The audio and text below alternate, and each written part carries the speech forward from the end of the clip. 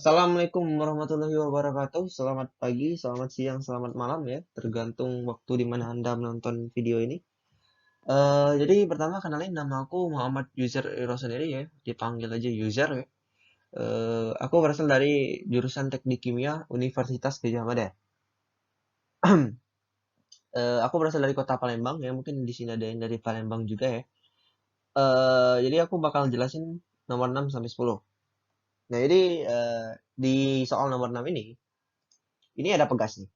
Gas ya. Ini kalau dalam bahasa Palembang, bahasa kota saya ini namanya per. Ya, per atau pegas ya terserah Anda mau bilangnya gimana ya. Nah, jadi eh ini adalah pegas yang tersusun paralel dan seri. Ini paralel ya, ini paralel, ini seri. Nah, ini seri. Dua dua apa? Gabungan rangkaiannya ya. Gabungan rangkaiannya ini seri.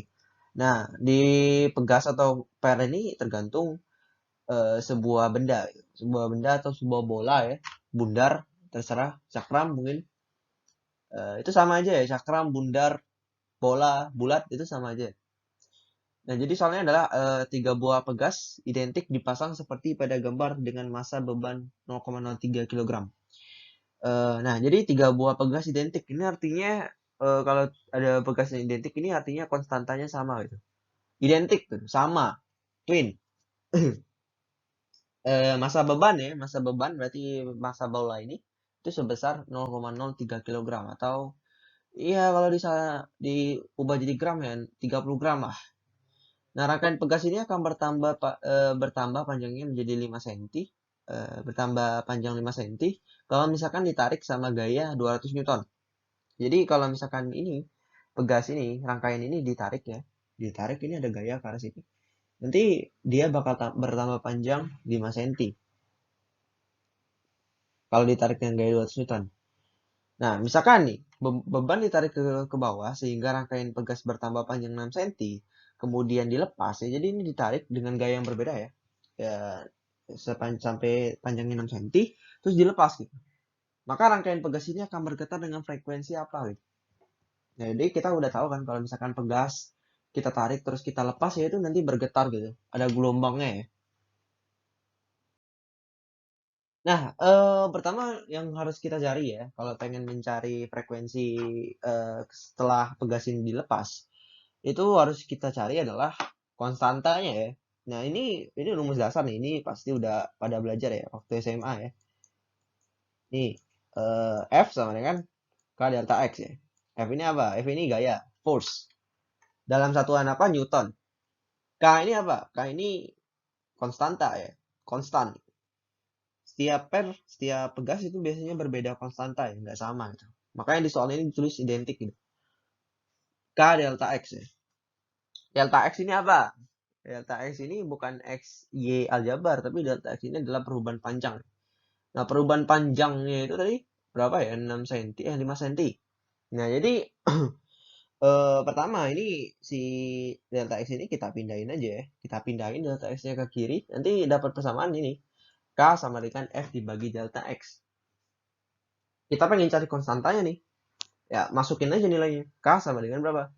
200 ya. F tadi 200 dibagi sama pertamaan panjangnya berapa? 0,05 meter ya. Karena satuan yang dipakai itu kalau mau data X itu biasanya meter ya. Yang standarnya meter gitu. Jadi kalau misalkan ketemunya senti, itu harus diubah jadi meter. Kalau dulu waktu SMP apa SMA ya, itu diajarin yang apa yang kayak tangga-tangga gini ya. Ini nggak tahu ini kelas berapa ya. Ini konversi ya, konversi ini meter misalkan ya. Ini DM ya, desimeter. Ini cm, ya, ini mm gitu. Ya, ini apa ini marksman Mobile Legend cuy. Ya, jadi eh, ini biasanya turun 10 nih. Ini dibagi 10 terus dibagi 10 ya. Gitulah intinya. Pokoknya kalau senti itu 1 senti itu sama dengan 0,01 meter ya. Berarti 5 senti ya berapa? 5 dikali 0,01 ya 0,05 ya kan. Nah, dimasukin ya. 200 ini dibagi 0,05 udah simple banget ya. dibagi ya, terus nanti dapat konstantanya 4000 Newton per meter. Ini udah dapat konstanta nih, udah ketemu. Ya, selebihnya ini ya, selebihnya langkah selanjutnya ya kita cari frekuensi langsung. Ini ada rumusnya. Jadi ada rumusnya. Eh ini ada caranya, kalau nggak hafal sama rumus memang ada caranya ya. Ini kalau nggak salah ini main-mainin rumus yang di atas ini yang F sama dengan K delta X sama rumus gelombang digabungin nanti ketemu gitu. Tapi bakal makan banyak waktu dan nggak suruh orang bisa gitu. Ya UTBK itu kan yang penting kecepatan gitu.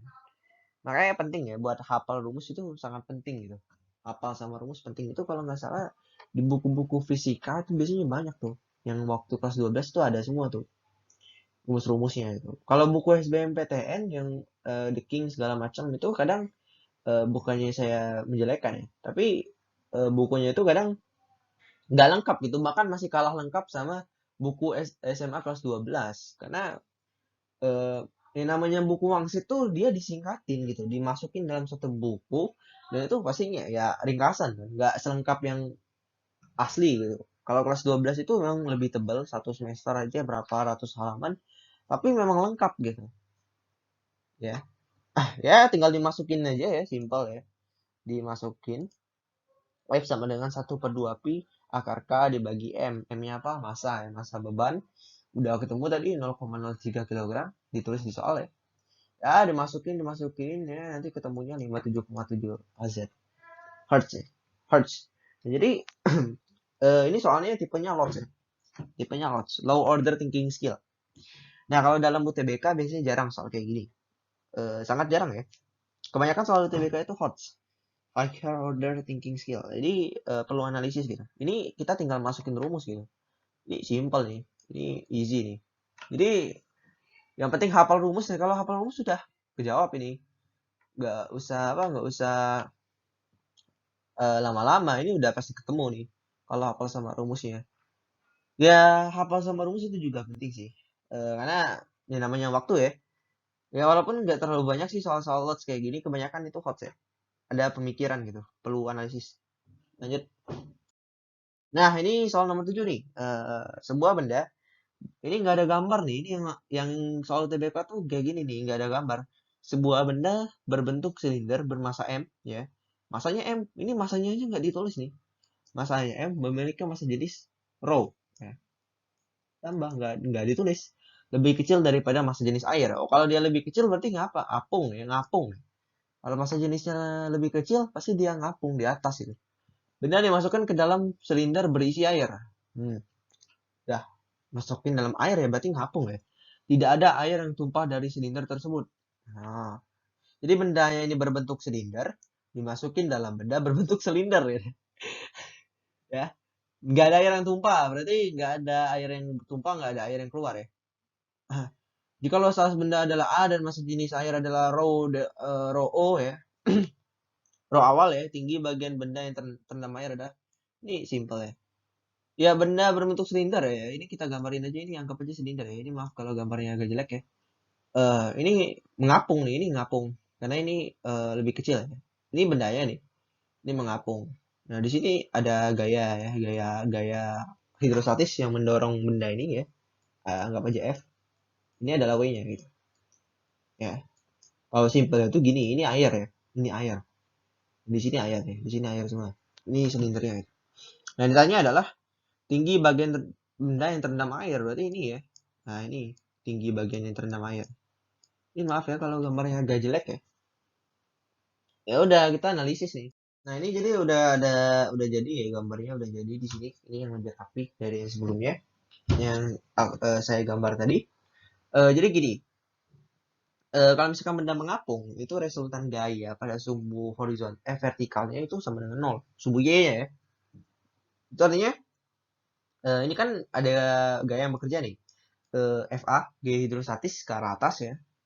Sedangkan W ini ke arah inti bumi, bawah ya, bawah. Kecuali kalau misalkan tinggalnya itu di Mars gitu, nggak ke inti bumi, itu ke inti Mars. Nah, jadi sultan gayanya kan di Y itu kan sama dengan 0 ya nggak? Berarti tulis saja gitu, delta FY. Ya, delta FY itu artinya apa? Resultan gaya pada sumbu Y ya, itu sama dengan 0. Gaya-gaya pada sumbu Y atau sumbu vertikal itu ya FA sama sama W, karena ini berlainan arah ya. Berarti FA ya. W-nya negatif. W-nya negatif karena berlainan arah. FA ditambah negatif W sama dengan 0. Artinya sama aja dengan FA dikurang W sama dengan 0. Artinya FA sama dengan W. Ya, FA ini apa tadi? Gaya hidrostatis ya. W ini ya berat dari silinder itu tadi, M ya.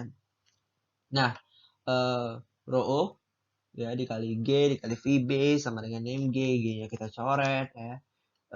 Rho O VB sama dengan M, terus kita ubah-ubah ya. Nah, ini kenapa V-nya hilang ya? Kenapa dari VB terus dia hilang jadi HA ya? Karena kita tahu bahwa volume silinder itu rumusnya kalau nggak salah ya, P R kuadrat H ya. Ini maaf tulisannya agak jelek ya. Ini agak kurang gak kebaca ya. V sama dengan PR kuadrat A. Ya, PR kuadrat ini apa? PR kuadrat ini alas. Ya, alas dari silinder ini. Itu artinya V sama dengan PR kuadratnya jadi A ya. Alasnya AH. Ya, jadi diubah aja VB ini sama dengan HA. VB ini apa? VB ini massa silinder yang tenggelam gitu. Nah, massa silinder yang tenggelam. Terus diubah aja ya, hanya dipindah rho O sama A-nya dipindahin ke kanan. Ini H sama dengan M dibagi rho O dikali A ya. Simpelnya gitu ya. Tapi ini agak sulit nih. Intinya gini sih. Kalau soal-soal hidrostatis yang benda-benda mengapung ini ingat aja gini. Massa benda ya. Massa benda ya M tadi. Eh, sorry. Intinya gitu gini ya. Itu gini. Ini M. Aduh. Ini sorry ya. Ini agak ngawur nih laptopnya nih. Ya, MB. MB ini apa? Massa benda, massa silinder, massa apapun itu sama dengan M air. Ya, simpel tuh gitu. M air ini apa? M air ini massa air yang dipindahkan. Jadi kalau misalkan benda tenggelam tuh kan ada volume air yang naik kan? Itu volume yang naik itu itulah volume yang dipindahin sama benda itu. Makanya ditulis yang tadi itu bahwa nggak ada air yang tumpah ya, karena nanti bakal mengurangi kayak semacam mengurangi volume air yang pindah. MB sama dengan M air ya. Kalau massa air yang dipindahkan, udah kita gitu aja. MB ya apa? Eh, MB ya masa benda tadi, masa total silinder berapa ya? M, ya kan? M, simpel gitu. M air ya pastinya rho air dikali sama volume benda yang mindahin, ya volume yang mindahin benda. Volume benda yang mindahin air gitu. Nanti volume benda yang tenggelam. Rho dikali ya VB gitu. Ya enggak? Ya VB tadi ya dijabarin tadi ya VB sama dengan A dikali H ya kan? Salah. Sorry. A dikali H. A dikali H. Wah, A dikali H. H-nya ini apa? H-nya ini H ini bukannya tinggi silinder tapi tinggi silinder yang tenggelam yang di bawah permukaan air ya. H yang di sini ya. Karena silinder ini memindahkan air ini nggak seluruh volumenya memindahkan air, cuma sampai segini doang gitu. Sisanya enggak ini. Ini di luar permukaan air. Gitu. Ya, terus apa? Terus ya dipindahin kayak biasa. Nanti jadinya kayak